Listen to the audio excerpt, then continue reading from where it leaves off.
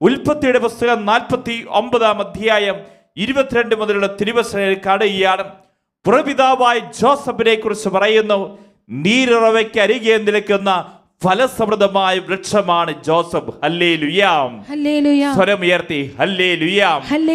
പഴയ നിയമത്തിലെ ജോസഫിനെ കമ്പയർ ചെയ്യുന്ന എങ്ങനെയാ? നീരുറവയ്ക്ക് അരികെ നിൽക്കുന്ന ഫലസമൃദ്ധമായ വൃക്ഷമാണ് ജോസഫ്.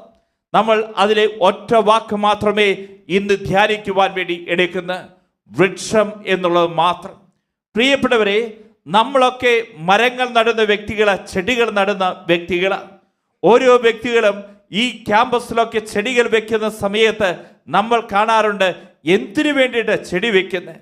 തെങ്ങിൻ്റെ തൈ വെക്കുന്നുണ്ട്. എന്തിനു വേണ്ടിയിട്ട് തെങ്ങിൻ്റെ തൈ വെക്കുന്നത്? ആ തെങ്ങിൻ തൈ വെക്കുമ്പോൾ അത് വെക്കുന്ന കർഷകൻ ആഗ്രഹിക്കുന്നുണ്ട് 10 വർഷം കഴിയുമ്പോൾ ആ തെങ്ങിൽ നിറച്ച് തേങ്ങയുണ്ടായി ആ തേങ്ങ മുഴുവൻ ഇതാ അദ്ദേഹത്തിൻ്റെ ആവശ്യത്തിന് അദ്ദേഹം എടുക്കുന്നു.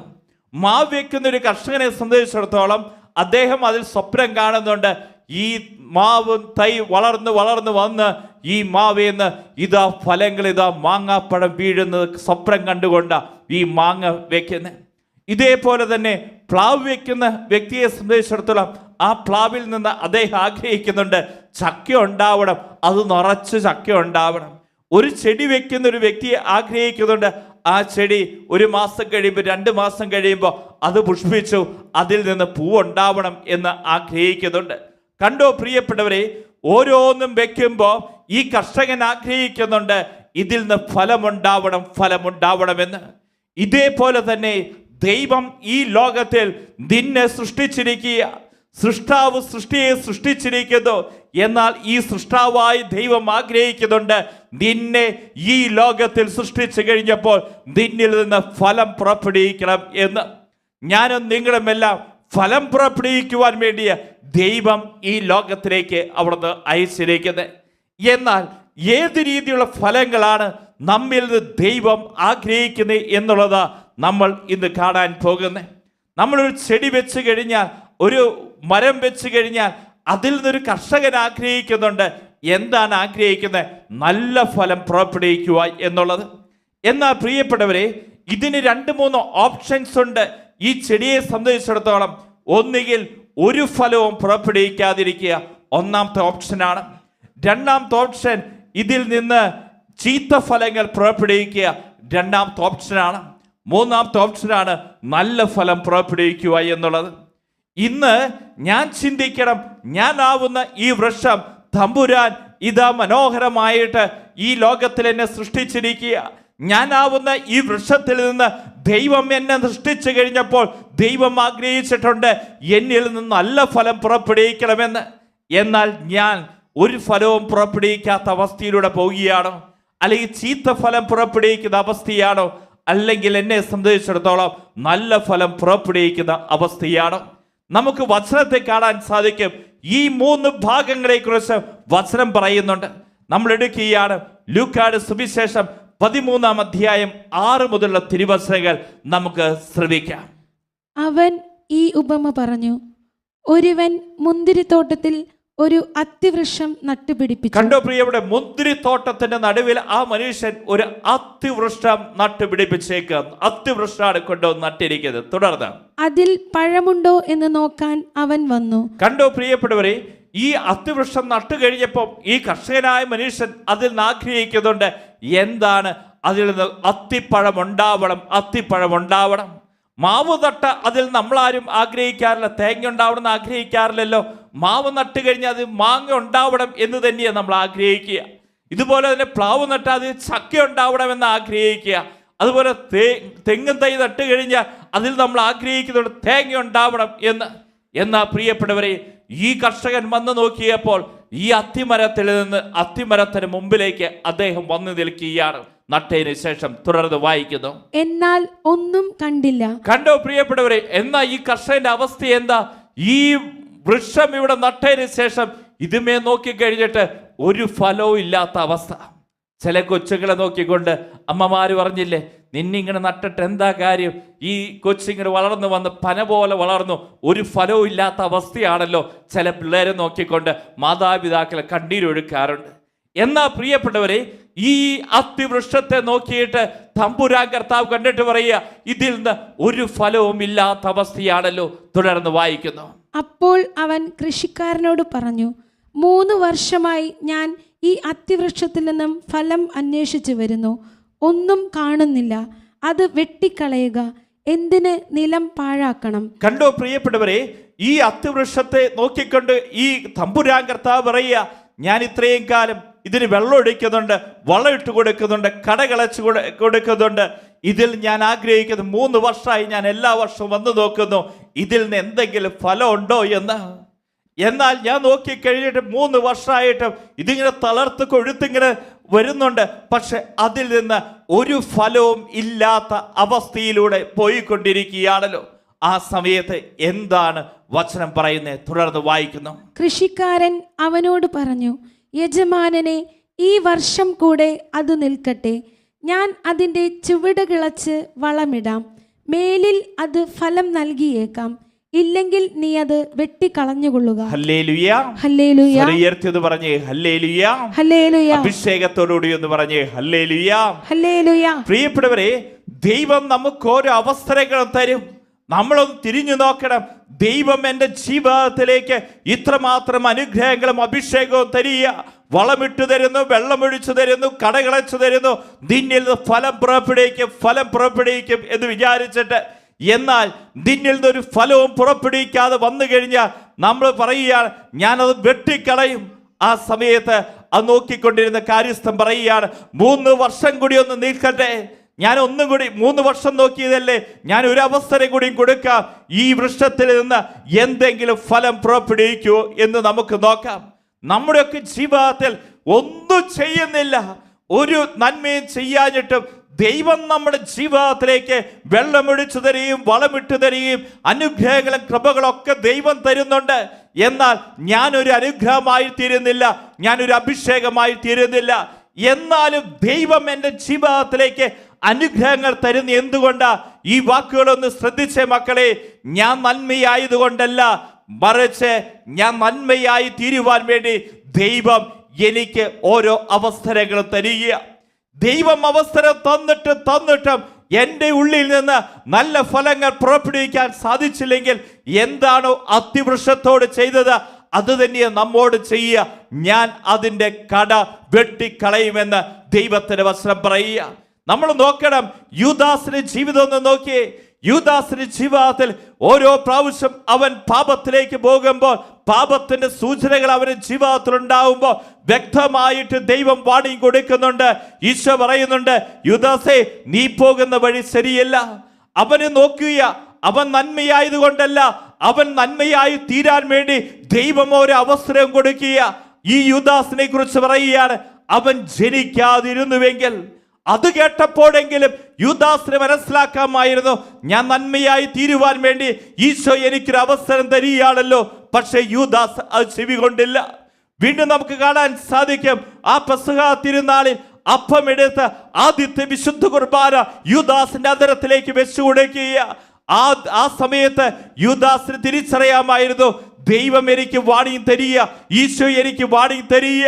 അവൻ നന്മയാവാൻ വേണ്ടി, തിരിച്ചു നടക്കാൻ വേണ്ടി അവന് വാണിംഗ് കൊടുത്തു കഴിഞ്ഞിട്ടും അവൻ അത് തിരിച്ചറിയുന്നില്ല. അവൻ തിരസ്കരിച്ചുകൊണ്ട് ഓടുക. വീണ്ടും നമ്മൾ കാണുക, ഗെത്സമേൻ തോട്ടത്തിൽ യേശു രക്തം വിയർത്ത് പ്രാർത്ഥിച്ചു കൊണ്ടിരിക്കുമ്പോൾ ആ സമയത്ത് ഒരു പറ്റം പട്ടാളക്കാരുമായി യൂദാസ് അവിടേക്ക് വരുന്നുണ്ട്. ആ സമയം യേശുവിനെ അവൻ ഒറ്റിക്കൊടുക്കുക. ഈ സമയത്ത് യേശു ആ യൂദാസിനെ വിളിച്ചു സ്നേഹിത എന്നാ വിളിച്ചേ. ആ സമയത്തും സ്നേഹിത എന്ന് വിളിച്ചു കഴിഞ്ഞപ്പോൾ യൂദാസിന് തിരിച്ചറിയണമായിരുന്നു, ഇത് ദൈവം എനിക്ക് വാണിംഗ് തരികയാണ്. ഈശോ എന്നെ വീണ്ടും തിരിച്ചു നടക്കാൻ വേണ്ടി എന്നെ വിളിച്ചതാ യൂദാസ് എന്ന്, സ്നേഹിത എന്ന്. നമ്മൾ ഓരോരുത്തരും തിരിച്ചറിയേണ്ട കാര്യമുണ്ട്.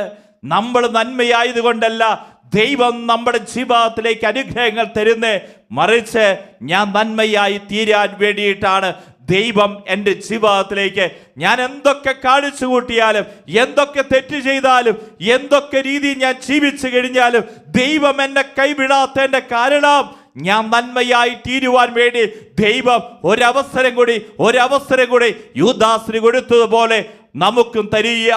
എന്നാ പ്രിയപ്പെട്ടവരെ, ദൈവം തരുന്ന അവസരങ്ങളെ നാം തിരസ്കരിച്ചു കഴിഞ്ഞാൽ, തമസ്കരിച്ചു കഴിഞ്ഞാൽ എന്താ നമ്മെ സംഭവിക്കുക? യൂദാസിന് സംഭവിച്ചതുപോലെ ഒരു മുഴം കയറിന് ജീവിതം അവസാനിപ്പിക്കേണ്ടി വരും. അല്ലെങ്കിൽ നമ്മൾ തിരിച്ചറിഞ്ഞു, ദൈവം അവസരം തന്നിട്ടും നന്മയാവാൻ പറഞ്ഞിട്ട് ഓരോ പ്രാവശ്യം നിനക്ക് വാണിംഗ് തരുന്നുണ്ട്. നിന്റെ അന്തരാത്മാവിൽ ദൈവം സംസാരിക്കുന്നുണ്ട്, മോളെ നീ പോകുന്ന വഴി ശരിയല്ല, മോനെ നീ പോകുന്ന വഴി ശരിയല്ല.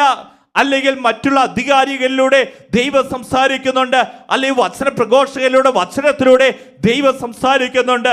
ദൈവം സംസാരിച്ചിട്ടും ആ വഴികൾ തിരിച്ചറിയാതെ വീണ്ടും നീ പാപത്തിന്റെ വഴിയിലൂടെ കടന്നു പോകുന്നുണ്ടെങ്കിൽ നീ തിരിച്ചറിയുക, ഈ അവസരം നിനക്ക് തന്നത് നന്മയാവാൻ വേണ്ടിയിട്ടാ. നീ നന്മയായി തീർന്നില്ലെങ്കിൽ ഈ അത്തിവൃക്ഷത്തെ വെട്ടിക്കളയുന്ന പോലെ നമ്മുടെ ജീവിതത്തെയും വെട്ടിക്കളയുമെന്നുള്ള തിരിച്ചറിവ് ഇന്ന് ഈ വചനസന്ധിയിൽ ഓരോ മക്കൾക്കും ഉണ്ടായിരിക്കട്ടെ. വലതുകരം ഉയർത്തി ഹല്ലേലൂയാ, ഹല്ലേലൂയാ, ഹല്ലേലൂയാ, ഹല്ലേലൂയാ. വീണ്ടും നമ്മൾ തിരിച്ചറിയ പ്രിയപ്പെട്ടവരെ, ഒരു ഫലവും ലഭിക്കാത്ത വൃക്ഷത്തെക്കുറിച്ച് നാം അത്തിവൃക്ഷത്തിന്റെ ഉപമയിൽ നാം കണ്ടു. ഇനി അടുത്തത്, ദൈവം എന്നെ നട്ടിരിക്കുക, എന്നാൽ എന്നിൽ നിന്ന് ചീത്ത ഫലങ്ങളാണോ പുറപ്പെടുവിച്ചു കൊണ്ടിരിക്കുന്നത്? ഇതിനെക്കുറിച്ച് വചനം പറഞ്ഞു തരുന്നുണ്ട്. യെശയ്യാ പ്രവാചകന്റെ പുസ്തകം 5-ാം അധ്യായം 1 മുതൽ 7 വരെയുള്ള തിരുവചനങ്ങൾ നമുക്ക് വായിച്ച് കേൾക്കാം. എൻ്റെ പ്രിയന് വേണ്ടി അവന് തൻ്റെ മുന്തിരിത്തോട്ടത്തിന് നേരെയുള്ള സ്നേഹത്തെ പ്രകീർത്തിച്ചുകൊണ്ട് ഞാൻ ഒരു ഗാനം ആലപിക്കട്ടെ. വളരെ ഫലപുഷ്ടിയുള്ള കുന്നിൽ എൻ്റെ പ്രിയന് ഒരു മുന്തിരിത്തോട്ടം ഉണ്ടായിരുന്നു. അവൻ അത് കിളച്ച് കല്ലുകൾ നീക്കി വിശിഷ്ടമായ മുന്തിരിച്ചെടികൾ നട്ടുപിടിപ്പിച്ചു. കണ്ടോ പ്രിയപ്പെട്ട, മുന്തിരിത്തോട്ടത്തിൽ ദൈവം എന്താ ചെയ്ത്? മനോഹരമായ വിശിഷ്ടമായ മുന്തിരിച്ചെടിയായി എന്നെ അവിടെ നട്ടുപിടിപ്പിച്ചേക്കുക. ഇത് കാണുമ്പോൾ നമ്മൾ ഓർക്കണം, നമ്മുടെ മാതാപിതാക്കൾ, നമ്മുടെ കുടുംബം, നമ്മുടെ സാഹചര്യങ്ങൾ ദൈവം വിശിഷ്ടമായ ഒരു മുന്തിരി ചെടിയാവുവാൻ വേണ്ടി ദൈവം നമ്മെ നട്ടിരിക്കുക.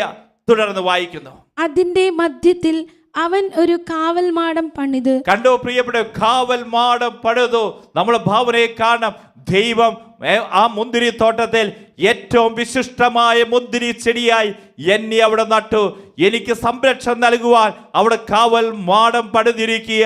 ഒരു തിന്മകളും കടന്നു വരാതിരിക്കാൻ, ഒരു രീതിയിൽ ഒരു കുറവ് നിന്റെ ജീവിതത്തിലേക്ക് ഉണ്ടാവാതിരിക്കാൻ ദൈവം നിനക്ക് വേണ്ടിയിട്ടുള്ളതെല്ലാം അവിടുന്ന് ഒരുക്കി തരിക.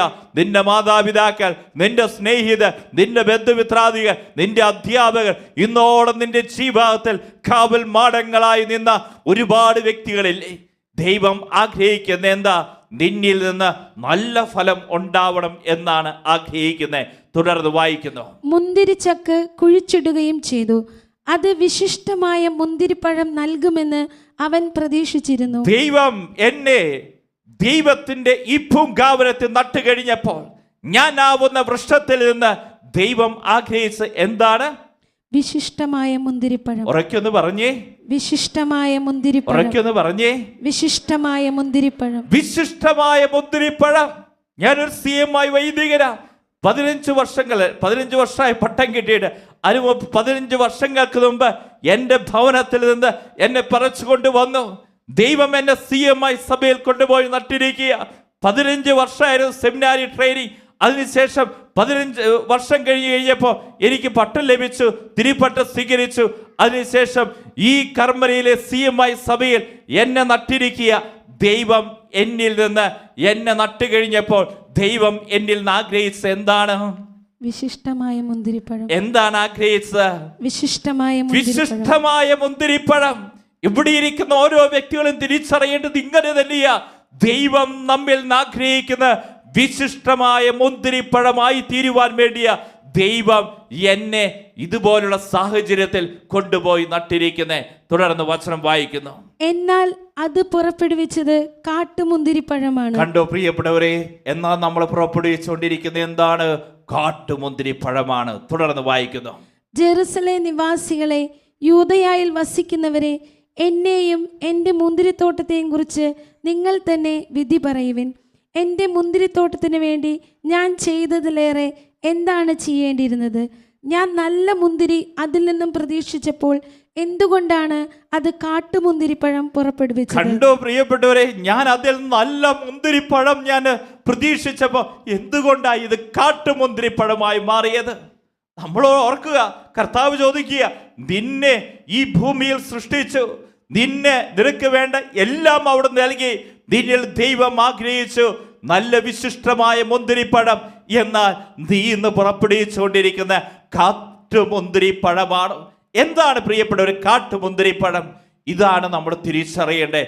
കാട്ടുമുന്തിരിപ്പഴത്തെക്കുറിച്ച് വചനം പറഞ്ഞു തരുന്നുണ്ട്. ഗലാത്യക്കാർക്ക് എഴുതിയ ലേഖനം 5-ാം അധ്യായം 19-ാം തിരുവചനം. ഗലാത്യക്കാർക്ക് എഴുതിയ ലേഖനം 5-ാം അധ്യായം 19-ാം തിരുവചനം. ഇതിലേതെങ്കിലും ഒന്ന് എൻ്റെ ഉള്ളിൻ്റെ ഉള്ളിൽ വരുന്നുണ്ടെങ്കിൽ തിരിച്ചറിയുക, ഞാനാവുന്ന ഈ മുന്തിരിച്ചെടിയിൽ നിന്ന് ദൈവം എന്നെ ഈ ലോകത്ത് സൃഷ്ടിച്ചു, ഞാനിങ്ങനെ ജീവിക്കുന്നുണ്ട്, പക്ഷേ എന്നിൽ നിന്ന് പുറപ്പെടുന്നത് കാട്ട് മുന്തിരിപ്പഴ. എനിക്ക് കാണാൻ ഭംഗിയുണ്ട്, നല്ല സൗന്ദര്യമുണ്ട്, നല്ല വിദ്യാഭ്യാസമുണ്ട്, അതുപോലെ തന്നെ എനിക്ക് നല്ല ജോലിയുണ്ട്, നല്ല കുടുംബമുണ്ട്, എല്ലാം ഉണ്ട്. പക്ഷേ ഈ ഗലാത്യക്കാർക്ക് ലേഖനം 5-ാം അധ്യായം 19-ൽ കാണുന്ന എന്തെങ്കിലും എൻ്റെ ജീവിതത്തിൽ കുടികൊള്ളുന്നുണ്ടെങ്കിൽ, ഞാനാവുന്ന ഈ മരത്തിൽ നിന്ന്, ഈ മുന്തിരിച്ചെടിയിൽ ഞാൻ പുറപ്പെടുവിച്ചു കൊണ്ടിരിക്കുന്ന കാട്ടുമുന്തിരിപ്പഴമ. എന്താണ് ഗലാത്യക്കാർക്ക് ലേഖനം 5-ാം അധ്യായം 19-ാം തിരുവചനത്തിൽ പറയുന്ന ഈ കാട്ടുമുന്തിരിപ്പഴം എന്നുള്ളത് നമുക്ക് ശ്രദ്ധാപൂർവം ശ്രവിക്കാം. ജഡത്തിന്റെ വ്യാപാരങ്ങൾ എല്ലാവർക്കും അറിയാം. ജഡത്തിന്റെ വ്യാപാരങ്ങളാണ് ഈ കാട്ടുമുന്തിരിപ്പഴം എന്ന് പറയുന്നത്, എല്ലാവർക്കും അറിയാം. ഇതിലേതെങ്കിലും എൻ്റെ ഉള്ളിൽ കുടികൊള്ളുന്നുണ്ടോ? തുടർന്ന് വായിക്കുന്നു. അവ വ്യഭിചാരം, 2 അശുദ്ധി, 2 ദുർവൃത്തി, 3 ദുർവൃത്തി, വിഗ്രഹാരാധന, 4 വിഗ്രഹാരാധന, ആഭിചാരം, ശത്രുത, കലഹം, അസൂയ, കോപം, മാത്സര്യം, ഭിന്നത, വിഭാഗീയ ചിന്ത, വിദ്വേഷം, മദ്യപാനം, മധുരോത്സവം, ഇവയും ഈ ദൃശ്യമായ മറ്റു പ്രവൃത്തികളും. ഈ ദൃശ്യമായ, പിന്നെ വേറെ എന്തെങ്കിലുമൊക്കെ നമുക്ക് ആഡ് ചെയ്യാനുണ്ടെങ്കിൽ ഈ ദൃശ്യമായ പ്രവൃത്തികളുമാണ്. കണ്ടോ പ്രിയപ്പെട്ടവരെ, ഇത് കേൾക്കുമ്പോഴാണ് നമ്മുടെ ഉള്ളിൻ്റെ ഉള്ളിൽ ഇങ്ങനൊരു ചിന്തയുണ്ടാവുന്നത്. ഞാൻ ചിന്തിക്കുന്നുണ്ട്, ഞാൻ കുഴപ്പമില്ല, തരക്കേടില്ലാത്തൊരു വ്യക്തിയായിട്ട് ഞാൻ ജീവിക്കുന്നുണ്ട്. എന്നാൽ ഞാൻ തിരിച്ചറിയുക, ഞാനാവുന്ന ഈ മുന്തിരിച്ചെടിയിൽ വിശിഷ്ടമായ മുന്തിരിപ്പഴമാകുവാൻ ദൈവം എന്നെ കൊണ്ടുപോയി നട്ടിരിക്കുക. എന്നാൽ എന്നിൽ നിന്ന് കാട്ടുമുന്തിരിപ്പഴം എന്തെങ്കിലും പുറപ്പെടുവിക്കുന്നുണ്ടോ? ഞാൻ തിരിഞ്ഞു നോക്കുമ്പോൾ ജഡത്തിന്റെ വ്യാപാരങ്ങൾ, വ്യഭിചാരം, അതുമായി 6-ാം പ്രമാണ ലംഘനവുമായി ബന്ധപ്പെട്ട പാപങ്ങൾ, അശുദ്ധി, ദുർവൃത്തി, വിഗ്രഹാരാധന, 1-ാം പ്രമാണവുമായി ബന്ധപ്പെട്ട പാപങ്ങളും പാപത്തിന്റെ ബന്ധനങ്ങൾ, ആഭിചാരം, ശത്രുത, കലഹം, അസൂയ, കോപം, പൊട്ടിത്തെറിക്കുന്ന സ്വഭാവം മതി മക്കളെ. എത്രയോ വ്യക്തികളെ ക്രമ കഷ്ടപ്പെടുത്തുന്ന കോപം, മാത്സര്യം, ഭിന്നത, വിഭാഗീയ ചിന്ത, വിദ്വേഷം, വഴക്ക്, വെറുപ്പ്, ക്ഷമിക്കാനുള്ള മേഖലകൾ, വീണ്ടും പറയുക മദ്യപാനം, മധുരോത്സവം, ഇവയ്ക്ക് സദൃശ്യമായ മറ്റു പ്രവൃത്തികളുമാണ് എന്ന് പറയുമ്പോൾ ഞാൻ എന്ന് പറയുന്ന വ്യക്തി തിരിച്ചറിയുക, ദൈവമേ, എൻ്റെ ഉള്ളിൻ്റെ ഉള്ളിലും ഈ കാട്ടുമുന്തിരി പഴങ്ങളുണ്ടല്ലോ. എന്നെ ദൈവം ഈ ലോകത്തിൽ സൃഷ്ടിച്ചിരിക്കുന്ന നല്ല മുന്തിരിപ്പഴമാകുവാല എന്ന് എൻ്റെ ഉള്ളിൻ്റെ ഉള്ളിൽ ഈ കാട്ടുമുന്തിരി പഴം ഉണ്ടല്ലോ. കർത്താവേ, ആ കാട്ടുമുന്തിരി പഴത്തെ എന്നിൽ വെട്ടിക്കളയണമേ, പിഴുതു കളയണമേ എന്നാ ഇന്ന് പ്രാർത്ഥിക്കണ്ടേ. എന്നാ പ്രിയപ്പെട്ടവരെ, ദൈവം എന്നെ ഈ ലോകത്തിൽ നട്ടിരിക്കുന്നത് എന്തിനു വേണ്ടിയിട്ടാ? നല്ല ഫലം പുറപ്പെടുവിക്കുന്നതിന് വേണ്ടി. എന്തിനു വേണ്ടിയിട്ടാ? നല്ല ഫലം. ഉറക്കത് പറഞ്ഞേ, നല്ല ഫലം. എല്ലാരും ചേർന്നൊന്ന് പറഞ്ഞേ, നല്ല ഫലം. ഈ നല്ല ഫലമാണ് നമ്മുടെ ഉള്ളിൻ്റെ ഉള്ളിൽ ഉണ്ടാവണ്ടേ. ദൈവം ആഗ്രഹിക്കുന്ന ഈ നല്ല ഫലം, വിശിഷ്ടമായ മുന്തിരിപ്പഴം എൻ്റെ ഉള്ളിൻ്റെ ഉള്ളിൽ ഉണ്ടാവണം. അല്ലെങ്കിൽ പ്രിയപ്പെട്ടവരെ, നാം ജീവിക്കുന്ന ജീവിതം വൃഥാവിലാണ് എന്ന് തിരിച്ചറിയുക. ഒരു ക്രിസ്തീയ ജീവിതമല്ല നമ്മുടെ ജീവിതം എന്നും തിരിച്ചറിയുക. എന്നാ പ്രിയപ്പെട്ടവരെ, എന്താണ് ഈ നല്ല ഫലം? നല്ല ഫലം എന്ന് വിചാരിച്ചു കഴിഞ്ഞാൽ നീ ചിന്തിക്കുന്ന എന്താ? നല്ല സമ്പത്തുണ്ടാവുക എന്നാണോ നല്ല ഫലം? നല്ല വിദ്യാഭ്യാസം ഉണ്ടാവുക എന്നതാണോ നല്ല ഫലം? അല്ലെങ്കിൽ നല്ല ജോലി ഉണ്ടാവുക എന്നതാണോ നല്ല ഫലം? അല്ലെങ്കിൽ കുറെ സ്വർണ്ണ ആഭരണങ്ങൾ ഉണ്ടാവുക എന്നതാണോ നല്ല ഫലം? എന്നാൽ ദൈവം നിന്നിൽ ആഗ്രഹിക്കുന്ന ഈ നല്ല ഫലം എന്താണ് എന്ന് ഗലാത്യക്കാർക്ക് എഴുതിയ ലേഖനം 5-ാം അധ്യായം 22-ാം തിരുവചനം പറയുന്നുണ്ട്. ഇത് എൻ്റെ ഉള്ളിൻ്റെ ഉള്ളിൽ നിറയണം, എങ്കിലാണ് ദൈവം എന്നിൽ ആഗ്രഹിക്കുന്ന നല്ല ഫലം പുറപ്പെടുവിക്കാൻ സാധിക്കുകയുള്ളൂ. നമുക്കൊന്ന് വചനം എടുത്ത് ഉറയ്ക്കൊന്ന് വായിച്ചേ. ഗലാത്യക്കാർക്ക് എഴുതിയ ലേഖനം 5-ാം അധ്യായം 22-ാം തിരുവചനം. എന്നാൽ ആത്മാവിന്റെ ഫലങ്ങൾ സ്നേഹം, ആനന്ദം, സമാധാനം, ക്ഷമ, ദയ, നന്മ, വിശ്വസ്തത, സൗമ്യത, ആത്മസംയമനം ഇവയാണ്. ഇവയ്ക്കെതിരായി ഒരു നിയമവുമില്ല. Hallelujah, hallelujah, hallelujah, hallelujah. ദൈവം എന്നിൽ നിന്ന് ആഗ്രഹിക്കുന്ന നല്ല ഫലം എന്താ? അവിടെ വചനം വ്യക്തമായിട്ട് നമുക്ക് കാണിച്ചു തരികയാണ്. ദൈവം എന്നിൽ നിന്ന് ആഗ്രഹിക്കുന്ന നല്ല ഫലം ഒന്ന് പറഞ്ഞേ. സ്നേഹം. ഒന്ന് ഉറക്കെ പറഞ്ഞേ. സ്നേഹം, ആനന്ദം, ആനന്ദം, സമാധാനം, സമാധാനം, ക്ഷമ, ക്ഷമ, ദയ, ദയ, നന്മ, നന്മ, വിശ്വസ്തത, വിശ്വസ്തത, സൗമ്യത, സൗമ്യത, ആത്മസംയമനമാണ്, ആത്മസംയമനമാണ്. ഇവയ്ക്കെതിരെ ഒരു നിയമവുമില്ല. Hallelujah, hallelujah, hallelujah, hallelujah. അപ്പോൾ നമ്മൾ ഇന്ന് പ്രാർത്ഥിക്കേണ്ടതും നമ്മൾ ആഗ്രഹിക്കേണ്ടതും ഇന്ന് ഈ ആരാധനയിൽ പങ്കെടുക്കാൻ നമ്മൾ ആഗ്രഹിക്കും, കർത്താവെ എന്നെ സ്നേഹം കൊണ്ട് നിറയ്ക്കണമേ, കർത്താവെ എന്നെ ആനന്ദം കൊണ്ട് നിറയ്ക്കണമേ, കർത്താവെ സമാധാനം കൊണ്ട് നിറയ്ക്കണമേ, കർത്താവെ എന്നെ ക്ഷമയുടെ ഉപകരണമാക്കണമേ, ദയ കൊണ്ട് നിറയ്ക്കണമേ, നന്മ കൊണ്ട് നിറയ്ക്കണമേ, വിശ്വസ്തത കൊണ്ട് നിറയ്ക്കണമേ, ആത്മസംയമനം കൊണ്ട് നിറയ്ക്കണമേ. ഇതാ മക്കളെ, ദൈവം നമ്മിൽ ആഗ്രഹിക്കുന്ന നല്ല ഫലങ്ങൾ. ഇതുണ്ടോ? ഇതാണ് ഒരു ക്രിസ്തീയ ജീവിതം. അല്ലാതെ നമ്മൾ കാണുന്ന ഭൗതികമായ കാര്യങ്ങളൊന്നുമല്ല ക്രിസ്തീയ ജീവിതം എന്ന് പറയുന്നത്. മറിച്ച് ഈ വ്യക്തിയെ നോക്കിയിട്ട് പറയും, ഈ കുടുംബത്തിലെ കുടുംബനാഥ അമ്മ അതൊരു സ്നേഹത്തിന്റെ അമ്മയാ, ഈ അമ്മ സൗമ്യതയുടെ അമ്മയാ, ഈ അമ്മ ദയയുടെ അമ്മയാ, ഈ അമ്മ ക്ഷമയുടെ വിശ്വസ്തയുടെ അമ്മയാ. ഈ കുടുംബത്തിന്റെ കുടുംബനാഥനെ നോക്കിക്കൊണ്ട് പറയണം, ഈ അപ്പൻ സ്നേഹത്തിന്റെ അപ്പനാ, ദയയുടെ അപ്പനാ, വിശ്വസ്തയുടെ അപ്പനാ, ആത്മസംയമനത്തിന്റെ അപ്പനാ. മക്കളെ നോക്കിയിട്ട് പറയണം, ഈ മക്കള് സ്നേഹം നിറഞ്ഞിരിക്കുക, ആനന്ദം നിറഞ്ഞിരിക്കുക, ദയ നിറഞ്ഞിരിക്കുക, നന്മ നിറഞ്ഞിരിക്കുക, സൗമ്യത നിറഞ്ഞിരിക്കുക, വിശ്വസ്തത നിറഞ്ഞിരിക്കുക, ആത്മസംയമനം നിറഞ്ഞിരിക്കുക. എങ്കിലാണ് പ്രിയപ്പെട്ട മക്കളെ ദൈവം ആഗ്രഹിക്കുന്ന ഫലമായിട്ട് നമ്മൾ ഓരോരുത്തരും മാറുകയുള്ളൂ. ഇന്ന് പ്രിയപ്പെട്ടവരെ 3 കാര്യങ്ങളാണ് നാം കേട്ടെ. പുറപിതാവായ ജോസഫിനെ കുറിച്ച് വചനം പറയുകയാണ്, നീരുറയ്ക്കരികെ നിൽക്കുന്ന ഫലസമൃദ്ധമായ വൃക്ഷമാണ് ജോസഫ്. ഈ പുറപിതാവായ ജോസഫ് ഫലസമൃദ്ധമായ വൃക്ഷം എന്ന് പറയുമ്പോൾ ഈ ജോസഫിൽ സ്നേഹം, ആനന്ദം, ദയ, നന്മ, വിശ്വസ്ത, ആത്മസംയമനം ഇതെല്ലാം നിറഞ്ഞു നിന്നിരുന്നു. ഇന്ന് പ്രിയപ്പെട്ടവരെ ഇത് കേൾക്കുമ്പോൾ ഞാനാവുന്ന ഈ മുന്തിരിച്ചെടിയുടെ അവസ്ഥ എന്താ? ഒരു ഫലവും പുറപ്പെടുവിക്കാത്ത അവസ്ഥയാണോ? യൂദാസിന്റെ അവസ്ഥയിലൂടെയാണോ? ഓരോ പ്രാവശ്യം പാപത്തിന്റെ ചായ്വുകൾ വരുമ്പോൾ അതിൽ വശംവദനായി ഞാൻ വീഴുന്നു, ദൈവം വാണി തരുന്നു, വീണ്ടും ആ പാപത്തിൽ ജീവിക്കുന്നു. എന്നാൽ നീ തിരിച്ചറിയുക, ഇതുവരെ നീ പിടിക്കപ്പെട്ടിട്ടുണ്ടാവില്ല, കവർ അപ്പ് യുവർ ന്യൂഡിറ്റി. പക്ഷെ നാളെയുണ്ടല്ലോ നിന്റെ ആ നിന്നെയുണ്ടല്ലോ നിന്നെ വെട്ടിക്കളയുമെന്ന് ദൈവത്തിന്റെ വചനം പറയുമ്പോൾ നീ ഓർക്കുക, ദൈവത്തിന്റെ സംരക്ഷണത്തിന്റെ വേലി നിനക്ക് നഷ്ടപ്പെട്ടു പോകും. വലതുകരം ഉയർത്തി ഹല്ലേലൂയ, ഹല്ലേലൂയ. അതുപോലെ തന്നെ ദൈവം നമ്മൾ ആഗ്രഹിക്കുക നല്ല ഫലം പുറപ്പെടുവിക്കണം. എന്നാൽ ചീത്ത ഫലം പുറപ്പെടുവിക്കുന്ന ജഡത്തിന്റെ വ്യാപാരങ്ങൾ എന്തെങ്കിലും ഉണ്ടോ?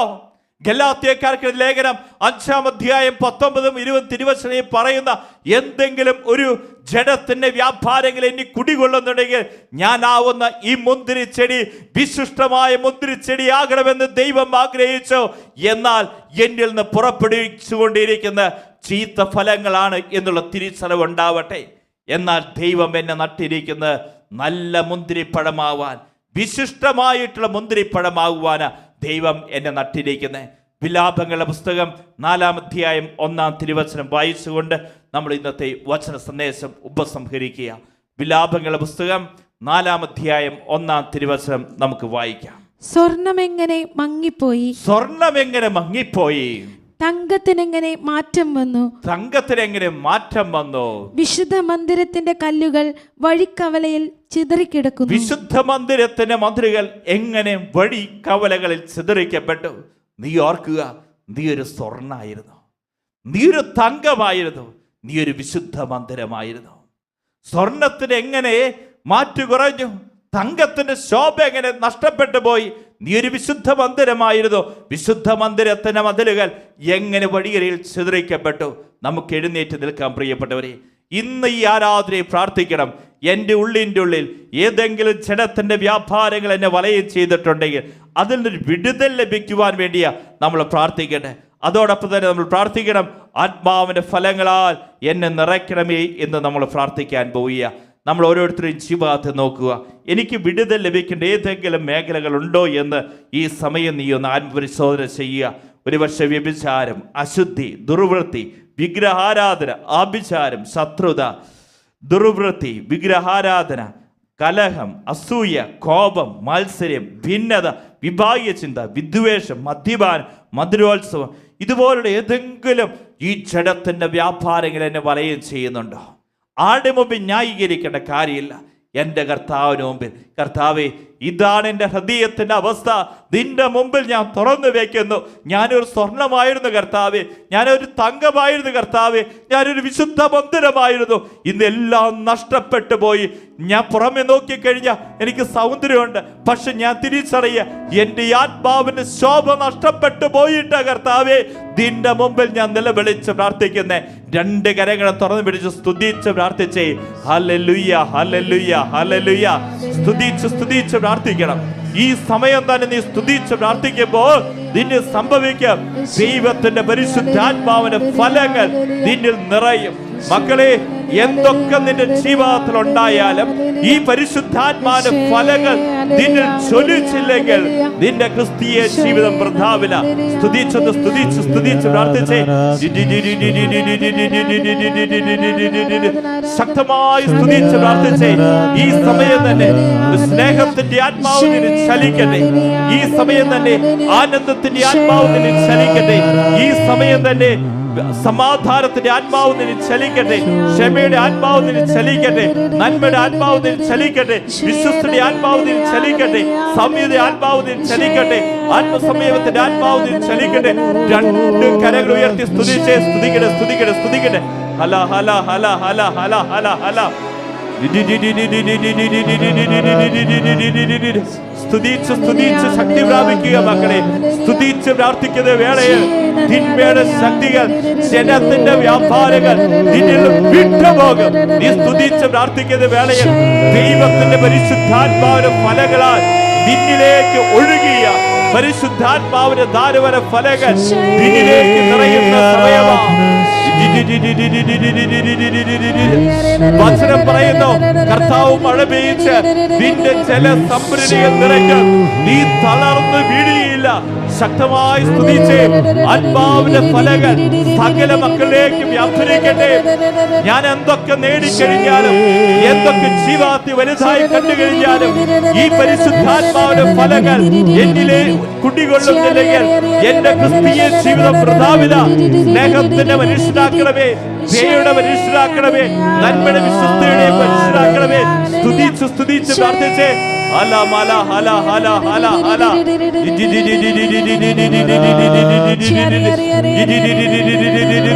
ശക്തി വ്യാപരിക്കട്ടെ. ജെറമിയ 33:3. എന്നെ വിളിക്കുക, ഞാൻ നിനക്ക് ഉത്തരമരുളും. നിന്റെ ബുദ്ധിക്ക് അതീതമായ മഹത്വം, നിഗൂഢമായ കാര്യങ്ങൾ ഞാൻ നിനക്ക് കാണിച്ചു തരും. രണ്ട് കരങ്ങൾ ഉയർത്തി 9 പ്രാവശ്യം യേശുവേ എന്ന് വിളിച്ച് ഓരോ പ്രാവശ്യം വിളിക്കുമ്പോ ആത്മാവിന്റെ ഫലങ്ങൾ, പരിശുദ്ധാത്മാവിന്റെ ഫലങ്ങൾ നിന്നിൽ കത്തി പടരും. ഓരോ പ്രാവശ്യം യേശുവേ എന്ന് വിളിച്ച് പ്രാർത്ഥിച്ച് ഓരോ മക്കളിലേക്കും ഈ ആത്മാവിന്റെ ഫലങ്ങൾ, പരിശുദ്ധാത്മാവിന്റെ ഫലങ്ങൾ കത്തി പടരട്ടെ. സ്തുതിക്കട്ടെ. സങ്കീർത്തനം 91:10. നിനക്കൊരു തിന്മയും വരികയില്ല, ഒരു അനർത്ഥവും നിന്റെ കൂടാരത്തെ തൊടുകയില്ല. ഈ വചനത്തിന് ശക്തി വ്യാപരിക്കട്ടെ. 2 മക്കാബയുടെ പുസ്തകം 8:18. നിനക്കെതിരെ വരുന്ന സകല ശക്തികളെയും ലോകം മുഴുവനെയും നിർവചിക്കാൻ കഴിയുന്ന സർവശക്തനായ ദൈവത്തിലാണ് എന്റെ പ്രത്യാശ. ഈ വചനത്തിന് അഭിഷേകം വ്യാപരിക്കട്ടെ. റോമ 16:20. സമാധാന ദൈവമായ കർത്താവ് നിങ്ങളുടെ ശത്രുവായ പിശാചിനെ കാൽക്കീഴിലാക്കി തകർത്ത് കളഞ്ഞിരിക്കുന്നു. ഈ വചനത്തിന്റെ ശക്തി ഈ സമയം സകല മക്കളിലേക്ക് വ്യാപരിക്കട്ടെ. 2 കരമുയർത്തി വിളിച്ച് പ്രാർത്ഥിച്ച മക്കളെ,